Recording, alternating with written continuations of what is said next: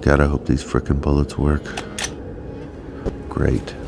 I'm cussing in a prayer for bullets to work. Alright, focus, numbnuts. One target, in the open, 105 meters. It's a Bren gun next to him. He's been around a while. Detecting the faint odor of garlic on the wind takes Terrence back to 1945, to the very first meal he had after learning of the German surrender. Sardines with garlic. The impact of the bullet snaps Terrence back to reality, and his nostalgia for that meal is quickly replaced with horror as he realizes that the odor of garlic is emanating from an ever-growing hole in his chest.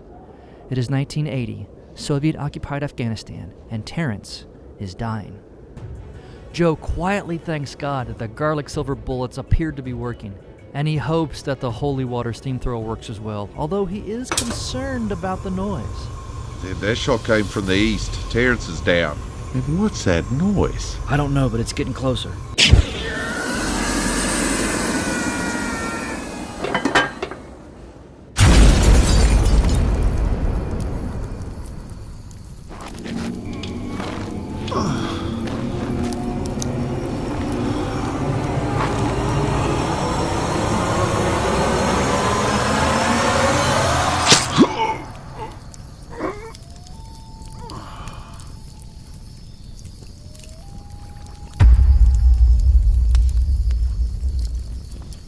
That gets me every time.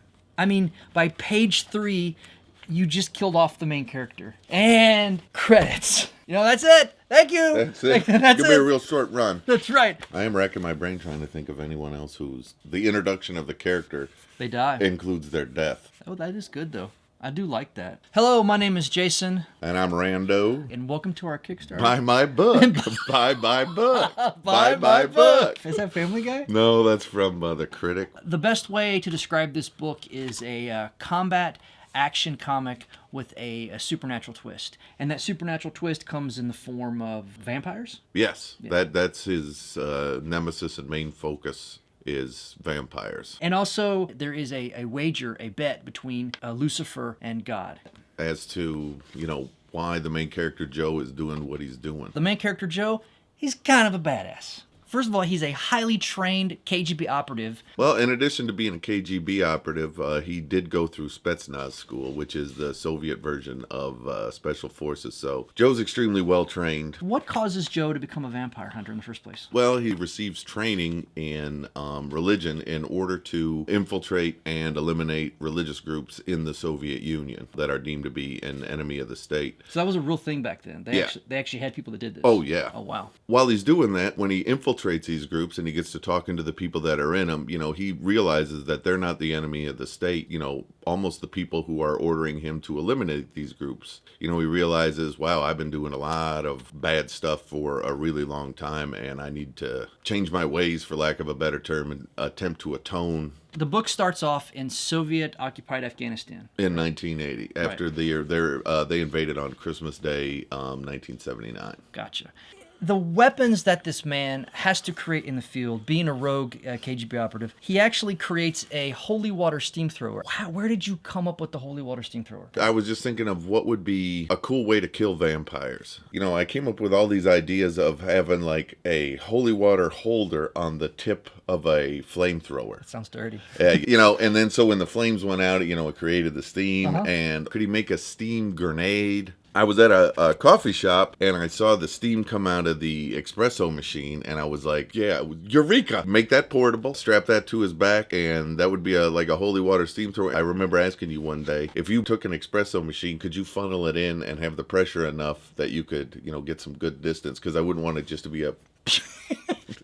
These two characters here on his shoulders, it looks like there is an angel and a demon or devil. What's the story with these two guys? When God and Lucifer are discussing the wager between the two as to Joe's intentions, Lucifer says, yeah, and we need to talk to him and try and, that's one of the things Lucifer wants to do is try and steer them in a certain direction. God says, man, no human can handle me and you whispering in their ear all the time, and he's gonna go nuts. Lucifer's like, all right, we'll each send a proxy. We'll each send somebody, a representative. Each one of us will send one down, and we'll kind of direct them and have them do it. It's hard to tell in the first book, are they working with Joe? Are they his friends? Are they allies of, the superpowers? What is their purpose? And that's something to be explored. I put in there that they can only be seen in a reflection.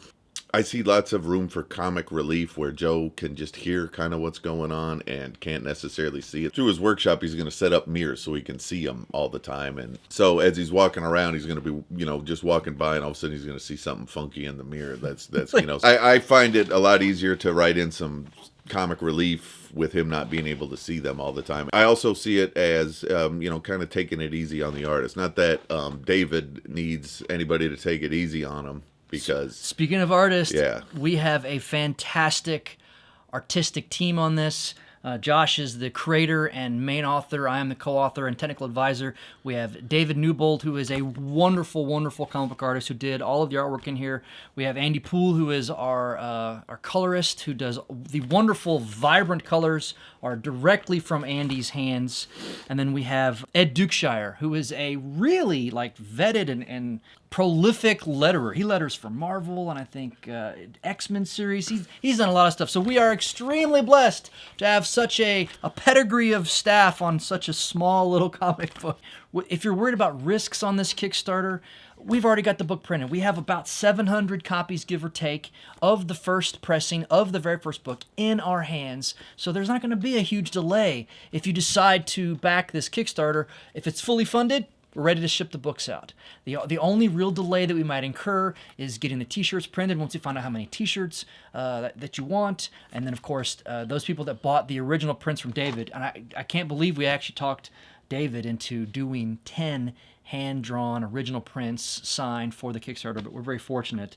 I know you mentioned wanting to steal them. You can't have the prints. Yeah, no, that's if they make it. Right. So if you get a really horrible stick person drawing, that's going to mean that I took it and submitted one of my own.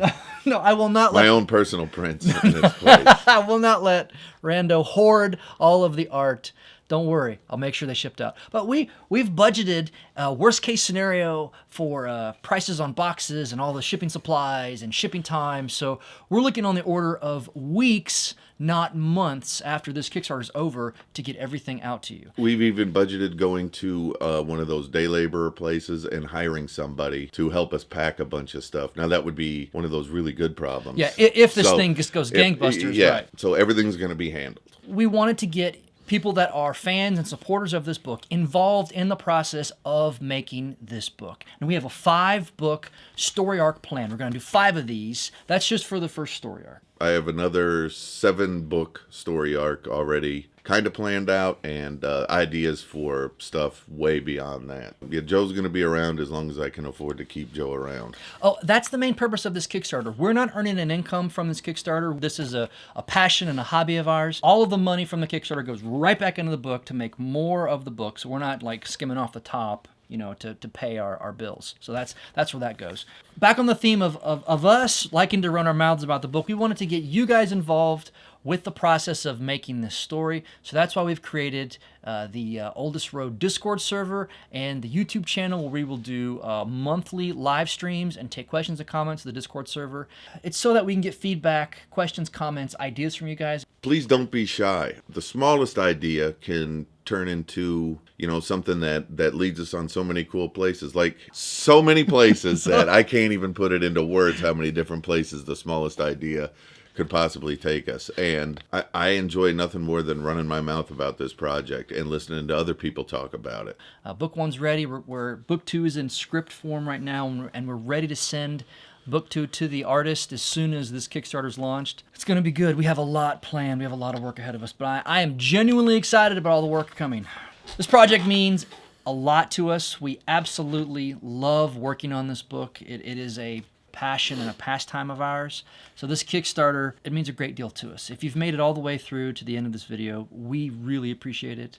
Thank you very much for your time. Yes, if you're willing to fund this Kickstarter, it would mean a lot to us. Even if you just do the $5 digital copy of the book, it would really help us grow this idea into to more books. Yeah, just give us a shot. Yeah, thank you.